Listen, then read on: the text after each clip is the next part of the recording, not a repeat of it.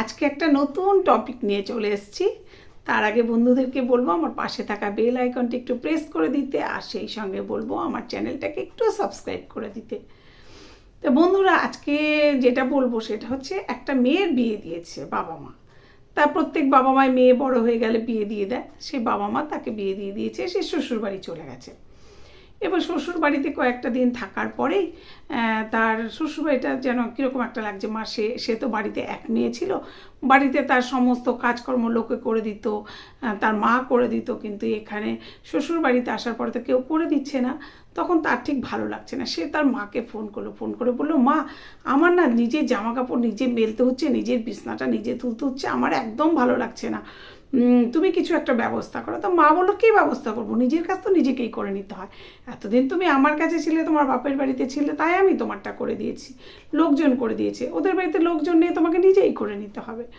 তো যাই হোক, এভাবে কাটলো। তারপরে একদিন শাশুড়ি, মানে মেয়েটার শাশুড়ি তাকে চা করতে বলেছে। তা মেয়েটা যাই হোক চাটা করেছে, সে তো চা করতে পারে না, যা হোক কোনো রকম শাশুড়ি মা বলে দিয়েছে, সে করেছে। তো সেটা তার ঠিক ভালো লাগেনি। সে গিয়ে মাকে ফোন করে বলেছে যে, মা আমাকে না চা করতে বলেছে, যে কাজ আমি কোনোদিন চা করেছি বলো, আমি কি চা করতে পারি, আমাকে এখানে চা করতে বলেছে, তুমি কি আমাকে কোনোদিন চা করতে দিয়েছো? তখন মা বলছে, মা আমি করতে দিইনি বলে তুমি তোমার শ্বশুরবাড়িতে গিয়ে চা করবে না? শ্বশুরবাড়িতে মেয়েদের সব কিছুই করতে হয়, তুমি দেখো নি, আমিও তো শ্বশুরবাড়িতেই রয়েছি, আমি কাজকর্ম করি না নাকি ঘরে বসে খাচ্ছি? তো সুতরাং তোমাকেও শ্বশুরবাড়িতে গিয়ে সব কিছু শিখে নিতে হবে, শিখে নিয়ে তুমি সব কিছু করো। তো এইভাবে একদিনকে শাশুড়িমা কিছু একটা তাকে করতে বলেছে, সে করবে না, শাশুড়িমাকে জানিয়ে দিয়েছে। জানিয়ে দিয়ে সে তার মাকে ফোন করে বলেছে, মা আমি এখানে কোনো কাজকর্ম করতে পারবো না, তুমি আমাকে নিয়ে যাও, আমি তোমার ওখানে গিয়ে থাকবো, আর তোমাদের জামাইকেও আমি বলেছি, ও আমার সঙ্গে গিয়ে ওখানে থাকবে। তখন মা বললো, না না মা, তুমি এরকম কাজটা কখনো করো না, তুমি এখানে কিন্তু এসো না, তোমাকে বিয়ে দিয়ে দিয়েছে, তুমি শ্বশুরবাড়িতেই থাকবে, আর শ্বশুরবাড়িটাই তোমার নিজের বাড়ি, তুমি কেন এখানে আসবে? শ্বশুরবাড়িকে মানিয়ে গুছিয়ে নিতে হয়।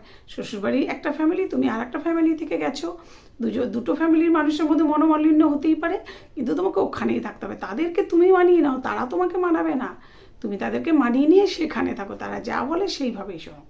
কিন্তু মেয়ে কী করলো, পরের দিন সকালবেলা ঘুম থেকে উঠেই মায়ের কাছে বাপের বাড়িতে চলে গেল। গিয়ে বাবা মাকে তো সে কেঁদে কেঁদে বললো যে, আমি ওখানে এত কষ্ট এত কাজকর্ম করতে হচ্ছে, আমি কেন ওখানে থাকতে যাবো, আমি তো তোমাদের একটাই মেয়ে, আমি তাহলে এখানে এসে থাকবো আমার বরকে নিয়ে। তখন মেয়ের মা বললো যে, না এটা হতে পারে না, এটা কখনোই না, তুমি তো শ্বশুরবাড়িতেই থাকবে।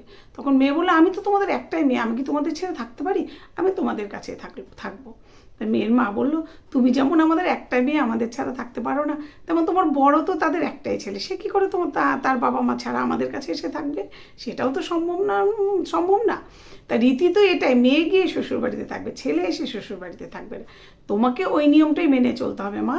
আর শ্বশুরবাড়িটাই তোমার নিজের বাড়ি, বাপের বাড়িটা তোমার নিজের বাড়ি নয়, যতই তুমি আমাদের একমাত্র মেয়ে হও না কেন, তুমি ওখানেই শান্তিতে সবাইকে নিয়ে মিলেমিশে থাকো। তা মায়ের এই কথা শুনে মেয়ে খুব রাগ হলো, কিন্তু শ্বশুরবাড়িতেই চলে গেল। তারপর থেকে সে মাকে আর কিছু বলতে সাহস পেত না, কিন্তু শ্বশুরবাড়িতেই সে টিকে গেল। তো এরকম মা যদি প্রত্যেকটা পরিবারেই থাকে, শ্বশুরবাড়িতে মেয়ে যদি কোনো অন্যায় করেও সেটাকে যদি প্রশ্রয় না দেয়, বা তাদের ভেতরে গিয়ে তাদের স্বামী স্ত্রীর মাঝখানে বাধা হয়ে না দাঁড়ায়, বা শ্বশুরবাড়ির সঙ্গে মেয়ের সঙ্গে বাধা হয়ে না দাঁড়ায়, তাহলে বোধহয় কোনো মেয়েকেই রিটার্ন বাপের বাড়িতে আসতে হয় না। প্রত্যেকটা মা যদি এরকম শক্ত হয়, তাই সব মায়েদেরকে বলবো আমি, মায়েরা শক্ত হও, আর তোমাদের মেয়েদেরকে ঠিক হাতে কন্ট্রোল করো, তাহলেই তোমার মেয়েদের শ্বশুরবাড়িটা শক্ত থাকবে, আর সযত্নে সেখানে সুখে সংসার করতে পারবে।